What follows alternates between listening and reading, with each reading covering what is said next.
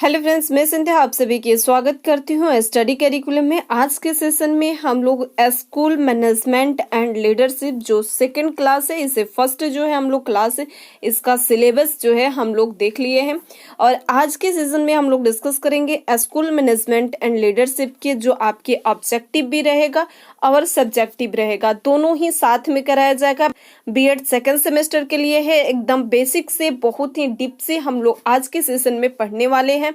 तो अभी तक आपने चैनल को सब्सक्राइब नहीं किए हैं तो सब्सक्राइब जरूर कर लीजिएगा, क्योंकि अब आप सभी के घर बैठे ही डेली, वो भी फ्री में आप लोग को क्लासेस जो है मिलेगा और फ्री में पीडीएफ भी आप लोग को मिलेगा। पीडीएफ जो है आप लोग को टेलीग्राम चैनल पर स्टडी करिकुलम करके टेलीग्राम चैनल बना हुआ है, अभी तक वहां पर ज्वाइन नहीं हुए हैं तो ज्वाइन जरूर हो जाइए, क्योंकि सारी क्लास के पीडीएफ वहीं पर जो है प्रोवाइड की जाती है।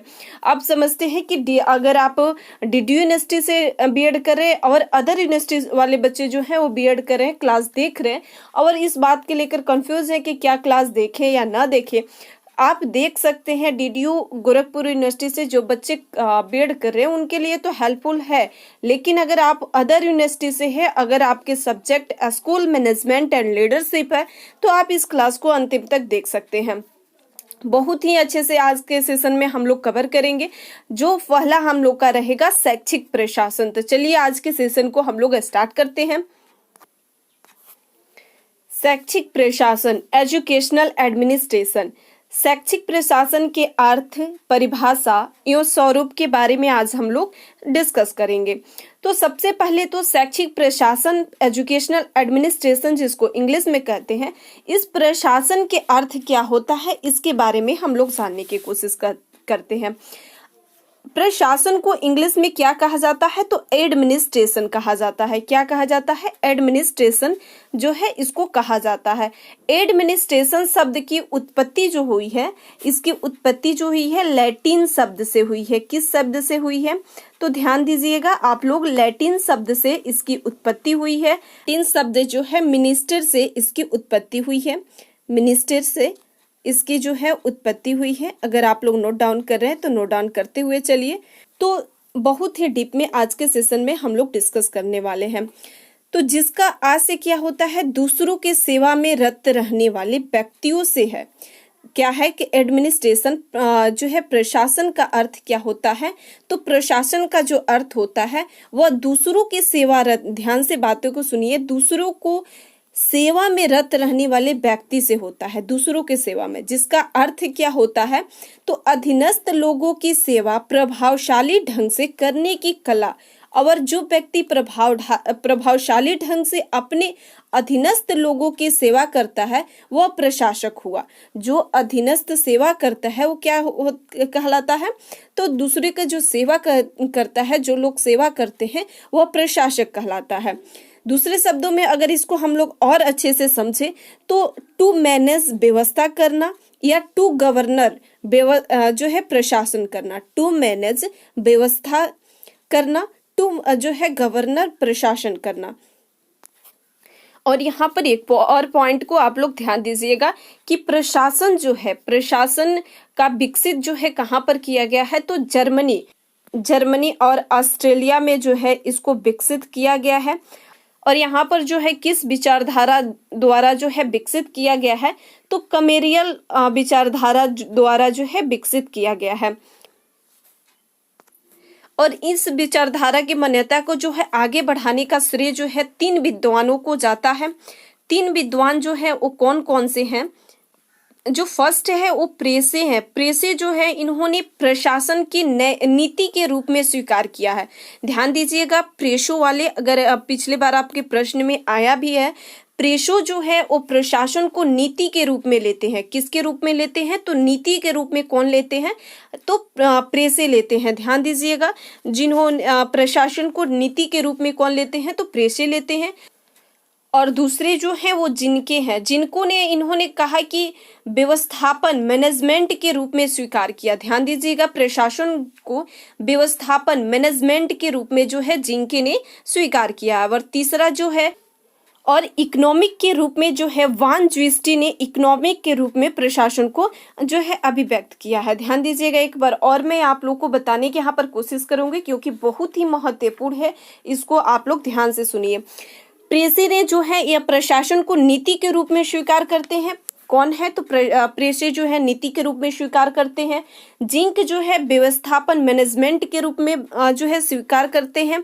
और वान ज्विस्टी जो है इन्होंने जो है प्रशासन को इकोनॉमिक के रूप में जो है स्वीकार करते हैं। इन्होंने इकोनॉमिक के रूप में जो है स्वीकार करते हैं। अगर आप लोग नोट डाउन इसको जरूर कर लीजिएगा, ये बहुत ही महत्वपूर्ण है तीनों पॉइंट। चलिए अब शैक्षिक प्रशासन के बारे में देखते हैं कि शैक्षिक प्रशासन के अर्थ क्या होता है।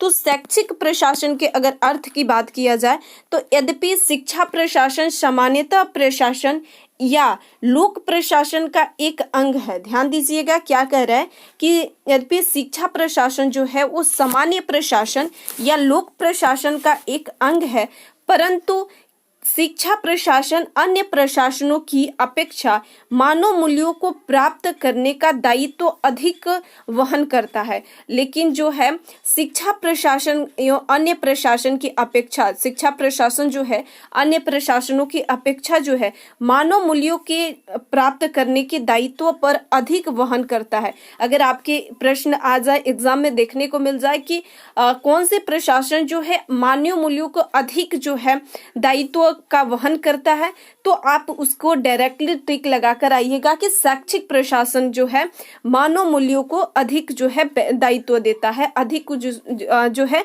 उसका वहन करता है। और शैक्षिक प्रशासन जो है वो विद्यालयों के माध्यम से इन आदर्शों के मूल्यों को प्राप्त करने में जो है प्राप्त करने में सफल होता है। इस कारण से जो है लोक प्रशासन या अन्य प्रशासन के कार्य जो है या उनके उद्देश्य के आधार पर भिन्न होते हैं। लोक प्रशासन के जो कार्य होते हैं और अन्य प्रशासन के जो कार्य होते हैं वो उद्देश्य के आधार पर जो होते हैं वो भिन्न होते हैं। तो शैक्षिक प्रशासन के इस रूप में भी एक विशिष्ट जो है व्यवसाय है। ध्यान दीजिएगा शिक्षा प्रशासन इस रूप में एक विशिष्ट व्यवसाय है। अगर शैक्षिक प्रशासन की बात किया जाए तो शिक्षा प्रशासन जो होता है वो एक विशिष्ट व्यवसाय होता है। ध्यान दीजिएगा शैक्षिक प्रशासन में मानव जो है मानव के गुणों का जो है इसमें समुचित विकास होता है। अगर ये पॉइंट को आप इसमें शैक्षिक प्रशासन में ध्यान दीजिएगा। प्रक्रिया केवल बालकों तथा नवयुवकों के लिए विकसित ही नहीं किया जाता है, वरना यह जो है इसके अंतर्गत प्रौढ़ भी आ जाते हैं, बूढ़े लोग भी आ जाते हैं। और इसमें जो है शैक्षिक प्रशासन में कार्यकर्ताओं के विकास को भी महत्व जो है इसमें प्रदान किया जाता है। तो मानव मूल्यों को जो है विकसित करने का जो है सारे गुणों का विकसित करता है, तो शैक्षिक प्रशासन जो है करता है। और हम लोग प्रशासन के बारे में क्या देखें तो एडमिनिस्ट्रेशन के बारे में सिर्फ देखें कि संगठन के कार्यों को सुचारू रूप से चलाने के लिए प्रशासन की आवश्यकता होती है। किसको? तो ध्यान दीजिएगा संगठन के कार्य को सुचारू रूप से चलाने के लिए जो है किसका प्रयोग किया जाता है तो प्रशासन की आवश्यकता होती है। लेकिन शैक्षिक प्रशासन जो है मानव मूल्यों को गुणों को जो है विकसित करने का श्रेय जो जिसको जाता है तो शैक्षिक प्रशासन को जाता है। तो इस पॉइंट को आप लोग दोनों में पॉइंट को आप लोग समझ लीजिएगा। अब हम लोग शैक्षिक प्रशासन की परिभाषा देखते हैं। Definition of educational administration. Definition of educational administration Graham Balfour के अनुसार बहुत सारे विद्वानों ने अपने अपने मत दिए हैं, लेकिन मेन पॉइंट जो है आप लोग को एग्जाम की दृष्टि से जो परिभाषाएं महत्वपूर्ण रहेंगी वही सेशन हम लोग कवर करेंगे। ऐसे तो पढ़ने के लिए पूरा बुक है, पूरा बुक आप लोग अच्छे से पढ़ लीजिएगा, लेकिन हम लोग को वही टॉपिक पढ़ना है जो एग्जाम के लिए यूजफुल हो। अगर आप लोग और अच्छे से पढ़ना चाहते हैं तो बुक आप लोग ले सकते हैं, बुक से और डिटेल्स में आप लोग पढ़ सकते हैं, लेकिन हम लोग उस पॉइंट को कवर करेंगे जो आपके सिर्फ एग्जाम की दृष्टि से महत्वपूर्ण रहेगा। तो शैक्षिक प्रशासन की परिभाषा जो है ग्राहम वेलफोर के अनुसार, अगर आप लोग प्रीवियस ईयर के सेट देखे हैं जो अभी आप लोग को अपलोड किया गया है, तो अगर आप लोग देखे हैं तो आप लोग को पता होगा कि ग्राहम जो है वेलफोर के अनुसार ये प्रश्न आया था। ग्राहम वेलफोर ने कौन सी परिभाषा जो दी थी, तो ये परिभाषाएं करके आया था जिसमें ऑप्शन ग्राहम वेलफोर इसका टिक लगाना था। तो एक बार इस प्रश्न को हम लोग भी देख लेते हैं, कहीं हो सकता है रिपीट हो जाए, बहुत सारे प्रश्न जो है रिपीट होते रहते हैं। तो शिक्षा प्रशासन उपयुक्त बालकों को उपयुक्त शिक्षकों द्वारा, ध्यान दीजिएगा क्या कह रहा है कि शिक्षा प्रशासन उपयुक्त बालकों को उपयुक्त शिक्षकों द्वारा समुचित शिक्षा प्राप्त करने के योग्य बनाना है, जिससे वह उपयुक्त आर्थिक साधनों का उपयोग करके अपने प्रशिक्षण से सर्वोत्तम को प्राप्त करने में समर्थ हो सके।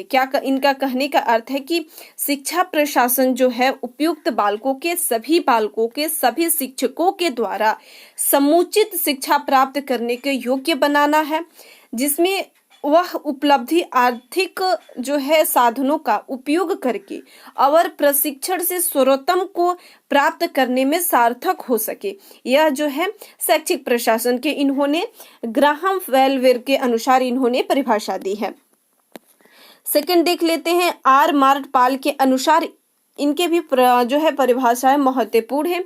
शिक्षा प्रशासन का अर्थ है छात्रों के विकास को निर्धारित, ध्यान दीजिएगा, छात्रों के विकास को निर्धारित उद्देश्यों की दिशा में प्रवाहित करना, इस दृष्टि से शिक्षकों का साधन के रूप में प्रयोग करना तथा इस प्रक्रिया का संचालन ऐसे जन समुदाय के संदर्भ में करना जो शिक्षा के उद्देश्यों एवं उनकी प्राप्ति के साधन दोनों से जो है विभिन्न प्रकार से संबंधित है। ध्यान दीजिएगा, इनका कहने का है कि छात्र के विकसित को निर्धारित उद्देश्यों को दिशा में प्रवाहित करना, इस दृष्टि से शिक्षक और साधन के रूप में प्रयोग करना तथा इनकी प्रक्रिया जो होती है वो संचालन ऐसे जन समुदाय के संदर्भ में करना होता है जो शिक्षा के उद्देश्यों उनकी प्राप्ति में साधन दोनों के जो है विभिन्न प्रकार से संबंधित है, दोनों जो है विभिन्न प्रकार से संबंधित होता है। किसके अनुसार? तो आर मार्ट पाल के अनुसार। तो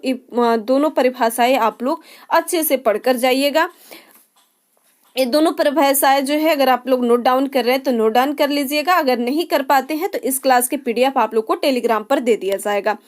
पीडीएफ लेकर हम करेंगे क्या, आप ही के लिए बनाया गया है तो आप ही के जो है इसका दे दिया जाएगा। ध्यान से देखिए, अब शैक्षिक प्रशासन के स्वरूप, नेचर ऑफ एजुकेशनल एडमिनिस्ट्रेशन। तो शैक्षिक प्रशासन के अब हम लोग स्वरूप देखते हैं, परिभाषाएं देख लिए और इसके जो है अर्थ देख लिए। इसके बाद से अब हम लोग इसका स्वरूप देखेंगे। शैक्षिक प्रशासन के स्वरूप की बात किया जाए तो स्वरूप इसके विभिन्न प्रकार के होते हैं, केंद्रीकरण तथा विकेंद्रीकरण, सेंट्रलाइजेशन एंड डिसेंट्रलाइजेशन। तो केंद्रीकरण तथा विकेंद्रीकरण जो है, सबसे पहले हम लोग केंद्रीकरण देखते हैं। केंद्रीकरण जो है यह प्रशासन का वह स्वरूप होता है जिसमें सत्ता या शक्ति एक केंद्रीय साधन में जो है निहित होता है। प्रशासन जो है इसमें सत्ता जो होता है, सत्ता या शक्ति जो होती है वह केंद्र में जो है स्थित होती है। यही केंद्रीय साधन नीति का निर्धारण योग्य क्रियान्वित करता है, साथ ही आदेश एवं धन प्रदान करता है। ध्यान दीजिएगा क्या कह रहा है कि यह केंद्रीय साधन नीति का निर्धारण योग्य क्रियान्वित भी करता है और साथ ही आदेश एवं धन प्रदान करता है। इस प्रकार का प्रशासन जो है एक स्वरूप यूनिफॉर्मिलिटी लाने पर बल देता है। इस पॉइंट को आप लोग ध्यान से देखते चलिए। क्या कह रहा है कि इस प्रकार का प्रशासन जो होता है, केंद्रीकृत प्रशासन जो होता है, वह एक रूपता यूनिफॉर्मिलिटी जो है लाने पर बल देता है। किस पर बल देता है? अगर प्रश्न आप लोग के एग्जाम में आ जाए, इस प्रकार के प्रश्न आप लोग के देखने को एग्जाम में मिलेगा कि प्रशासन एक रूपता लाने पर बल कौन सा जो है देता है। ऑप्शन दे देगा केंद्रीकरण, विकेंद्रीकरण, बाह्य प्रशासन, आंतरिक प्रशासन। तो इसका राइट आंसर क्या लगाइएगा? केंद्रीकृत प्रशासन। कौन सा प्रशासन? तो केंद्रीकृत प्रशासन। इसमें शिक्षा पर राज्य का एकाधिकार होता है। ध्यान दीजिएगा, इसमें शिक्षा पर राज्य का एकाधिकार होता है। यह प्रशासन नौकरशाही से अधिकृत होता है। इस पॉइंट को आप लोग नोट डाउन कर लीजिएगा, बहुत ही महत्वपूर्ण पॉइंट है कि यह प्रशासन जो होता है नौकरशाही से अधिकृत होता है। क्या होता है? तो अधिकृत होता है नौकरशाही से। अब विकेंद्रीकरण के बारे में देखते हैं। तो विकेंद्रीकरण यह प्रशासन वह स्वरूप है जिसमें सत्ता का विकेंद्रीकरण होता है। किसका विकेंद्रीकरण होता है? तो सत्ता का जो है विकेंद्रीकरण इसमें होता है। यह प्रशासन स्थानीय समुदाय में आत्मनिर्णय के सिद्धांत पर आधारित होता है। अभी हमने केंद्रीयकरण पर देखा। केंद्रीयकरण जो है वो केंद्र पर निर्भर था। यह जो है स्थानीय समुदाय पर जो है निर्भर होता है। यह स्वरूप के शिक्षा प्रदान में अभिभावक समुदाय तथा शिक्षकों तीनों के समान महत्व प्रदान किया जाता है। साथ ही शिक्षा को एक जो है सहयोगी प्रयास माना जाता है और साथ ही शिक्षा को जो है एक सहयोगी प्रयास जो है माना जाता है। किसमें? तो विकेंद्रीकरण में। यह प्रशासन जो है स्थानीय परिस्थिति के साथ अनुकूलन करने पर बल देता है। किस पर बल देता है? तो स्थानीय परिस्थिति के अनुसार अनुकूलन पर यह जो है बल देता है। साथ ही विविधता को कायम रखता है और अंततः क्रियाओं की स्वतंत्रता अभिव्यक्ति पर बल देता है। और अंततः बात किया जाए तो क्रियाओं की स्वतंत्रता अभिव्यक्ति पर जो है बल देता है। कौन बल देता है? तो विकेंद्रीकरण जो है वह बल देता है। बाह्य तथा आंतरिक प्रशासन। बाह्य तथा आंतरिक प्रशासन। तो बाह्य प्रशासन उच्च स्तर शक्ति द्वारा जो है दिया जाता है। किसके द्वारा दिया जाता है? तो उच्च स्तर शक्ति के द्वारा जो है बाह्य प्रशासन जो है दिया जाता है। भारत में शिक्षा का बाह्य प्रशासन का अगर अर्थ की बात किया जाए तो शिक्षा जो है विभाग द्वारा शासकीय नियंत्रण में लाया जाता है। बाह्य प्रशासन नियमों का निर्माण करता है। क्या करता है? तो यह बाह्य प्रशासन जो है वह नियमों का निर्माण करता है तथा पाठ्य पुस्तक एवं पाठ्यक्रम निर्धारित करता है। पाठ्यक्रम अगर यहाँ पर आप लोग नोट डाउन कर लीजिएगा कि पाठ्यक्रम को निर्धारित कौन करता है? तो पाठ्यक्रम को निर्धारित जो करता है वह करता है बाह्य प्रशासन। कौन सा करता है? तो बाह्य प्रशासन करता है। इसके साथ ही यह भावनाओं को निर्णय में खेल मैदानों को व्यवस्था में सहायता कर देता है और खेल मैदान की व्यवस्था जो किया जाता है उसमें भी बाह्य प्रशासन की आवश्यकता होती है। साथ ही इसके लिए जो है निर्देशन सिद्धांतों का निर्धारण करता है। यह शिक्षकों तथा अन्य कर्मचारियों को वेतन, सेवा की जो है दशाओं, सत्र की अवधि आदि का निर्धारण करता है। ध्यान दीजिएगा, यह कर्मचारियों के वेतन पर भी, उनकी दशाओं पर भी, सत्र अवधि का निर्धारण भी करता है। कौन करता है? तो बाह्य प्रशासन करता है। आंतरिक प्रशासन की वही बात किया जाए तो आंतरिक प्रशासन उस जो है व्यवस्था का अर्थ लगाया जाता है जो विद्यालय का नेता अपने साथियों के सहायता से विद्यालय के प्रति दिन में कार्यक्रमों योग्य क्रियाओं के संचालन के लिए स्थापित करता है। किसमें स्थापित करता है? तो विद्यालय में ही स्थापित करता है। विद्यालय के नेता के द्वारा जो है उसका स्थापित किया जाता है। इसके अतिरिक्त विद्यालय का नेता अपने शिक्षकों, अन्य कर्मचारियों, प्रबंधकों तथा छात्रों के सहयोग से भी शिक्षा विभाग द्वारा निर्धारित सामान्य नियमों के अनुसार विद्यालय की व्यवस्था करता है। और आंतरिक प्रशासन की बात किया जाए तो इसमें जो है छात्र नेता जो है वह शिक्षकों से भी हेल्प लेता है, कर्मचारियों से भी और छात्रों के सहयोग से भी वह सामान्य नियमों के अनुसार विद्यालय की व्यवस्था जो है करता है। किसमें? तो आंतरिक प्रशासन में।